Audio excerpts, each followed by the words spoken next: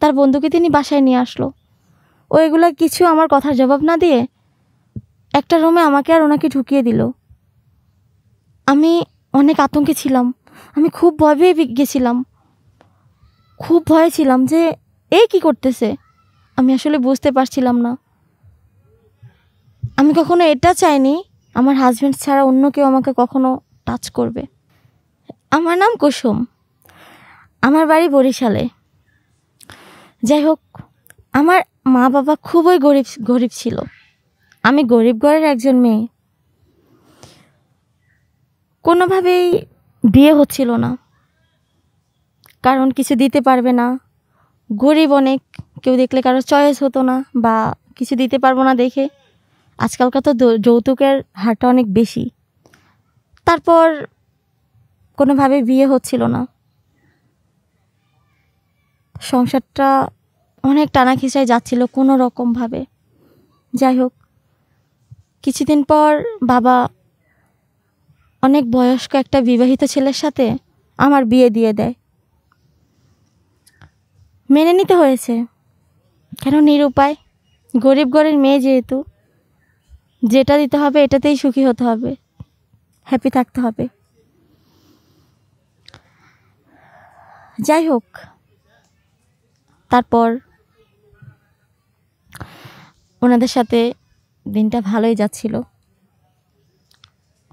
ওখানে আবার গিয়ে দেখি অনেক অভাবের একটা সংসার, একটা অভাবের সংসার থেকে আরও একটা অভাবের সংসার।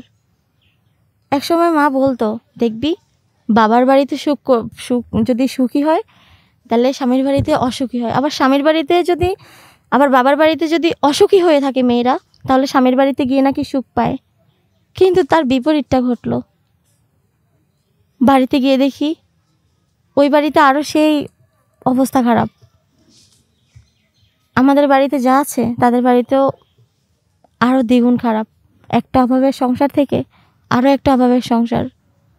অনাহারে অনেক দিন কেটে যাচ্ছিল, অনাহারে থাকতে হতো।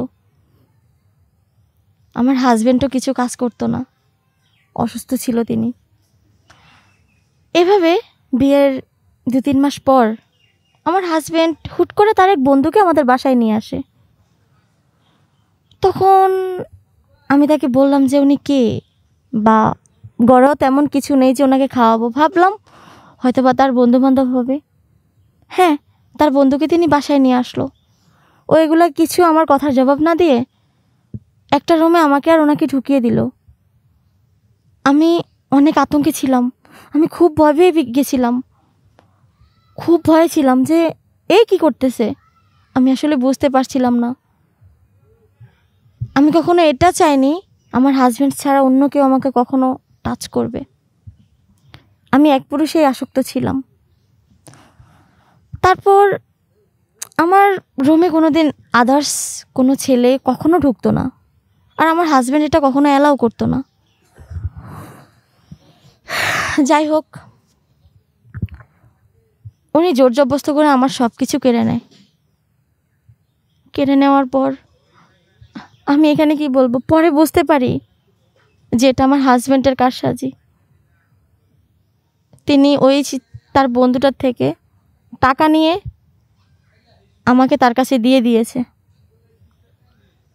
ধীরে ধীরে এগুলোই করতে থাকে। তিনি দিনের পর দিন, রাতের পর রাত আমাকে এই ব্যবসায় জড়িয়ে ফেলে। গ্রামের প্রতিটা মানুষকে দিয়ে আমাকে অপহরণ করেছে, তাদের কাছ থেকে টাকা নিয়েছে। ধীরে ধীরে গ্রামের প্রত্যেকটা মানুষ সব কিছু জেনে যায়। যখন সব কিছু জেনে যায় তখন আমার হাজব্যান্ড নিরুপায় হয়ে আমাকে নিয়ে শহরে চলে যায়, সেই একই ব্যবসার জন্য, সেই একই কারণেই। তারপর তিনি শহরে আমাকে এই ব্যবসার সাথে জড়িয়ে ফেলে। আমি কি বলবো এখানে, একদিক দিয়ে এখান থেকে যদি চলে যাই বাবার মান সম্মানে লাগবে। আমার বাবা গরিব ব্যক্তি, কিন্তু তার সম্মান আছে। হ্যাঁ, তার কিছু নেই, আমি এটাও চাইনি। তারপর বিয়ে তো হচ্ছিল না, যা অনেক কষ্ট করে বিয়ে হয়েছে, উনি আমার সাথে এসব করতে চলেছে। দিনের পর দিন এই ব্যবসা আমাকে লাগিয়ে রেখেছে। খুব আতঙ্কভাবে থাকতাম সব সময়, কি থেকে যেন কি হয়ে যাচ্ছে। তারপরে কি আর বলবো, বুঝিনি তো একটা মেয়ে কতটুকু অসহায় হলে কোনো কথা বলতে পারে না, একটা মেয়ে কতটা অসহায় হলে এসব ব্যবসায় জড়িত হয়ে থাকে, একটা মেয়ে কতটা অসহায় হলে। আমি তো নারী মানুষ, আমার একটা জীবন আছে, বেঁচে থাকতে ইচ্ছে হয়, মনের কত শখ আকাঙ্ক্ষা আশা আহ্লাদ আছে, এগুলো কখনো পূরণ করতে যেহেতু পারিনি, ভাবলাম যেহেতু স্বামী এটা করতেছে, হয়তো বা এটা উনি চাচ্ছে যেহেতু, তাহলে আমিও করে যাই। একসময় উনি আমাকে এসবে নামিয়ে উনি সব কিছু নিয়ে উনি আমাকে ছেড়ে চলে যায়। তিনি আমাকে ছেড়ে চলে যায় এক পর্যায়ে। আমি কি করব আমি বুঝতে পারছিলাম না। নিজের জীবনটা যেন এই না শেষ হয়ে গেল, সামনে চলার পথ হারিয়ে ফেললাম, সামনের কোনো পথ দেখতে পারছিলাম না, সব যেন এক নাগাড়ে ঝাপসা চলে আসছে আমার চোখে। কি করব, কিভাবে সামনে আগাবো? বাবার বাড়িতে ফিরে যাব? সবাই তো জানে, টুকিটাকি সবাই জানে, এটা তো গোপন থাকার কথা না। সবাই টুকিটাকি জেনে ফেলেছে যে আমি একটা ব্যবসায় জড়িত। কিভাবে পারবো গ্রামে মানুষের সামনে মুখ দেখাতে? তাহলে শহরে থেকে কি আমাকে এই ব্যবসাটাই করতে হবে? আমার কি আর কোনো কুল নেই? এভাবে প্রায় 5-7 বছর এভাবেই চলতে থাকে।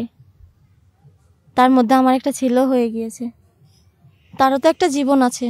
তার বাবা না হয় এরকম ভুল করে ফেলেছে, তাকে নিয়ে তো আমার বাঁচতে হবে, তার একটা সুন্দর জীবন গড়তে হবে। আমি যদি এগুলাই করে বেড়াই তাহলে তো আমার ছেলে অন্য পথে চলে যাবে। এখন ভাবছি আমি কি করতে পারি।